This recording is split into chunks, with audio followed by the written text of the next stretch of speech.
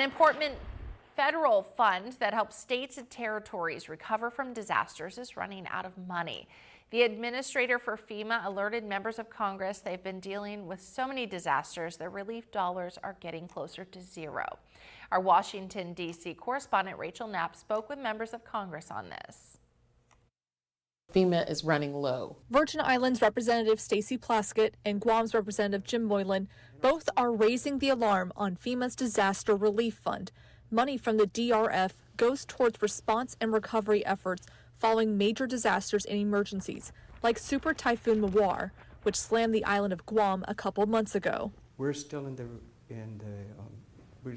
recovery mode, and unless we have this additional funding, it's going to be very difficult for us. In a recent congressional hearing, the FEMA administrator says as a result of the dwindling DRF, they have implemented a plan known as immediate needs funding for the first time since 2017. They are halting some projects these funds could be used for, like rebuilding schools and hospitals, just to make sure there's enough money for the next disaster.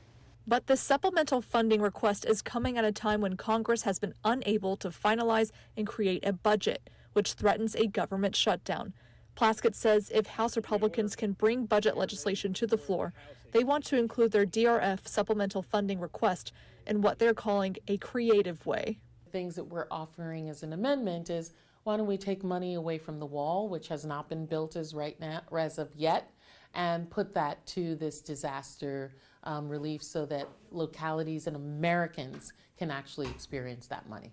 Moylan is co-sponsoring separate legislation to replenish the fund. In all, members are eager to make sure Congress takes care of the DRF for their territories and the rest of the nation. We also know the disasters that had happened in Maui, the tragic loss of life, and then the recent hurricanes in Florida too.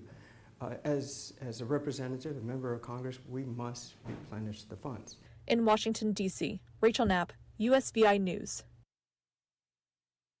Administrator notified Congress that as of late August, the DRF had about $3 billion. FEMA's requesting an additional $16 billion from Congress to replenish that fund.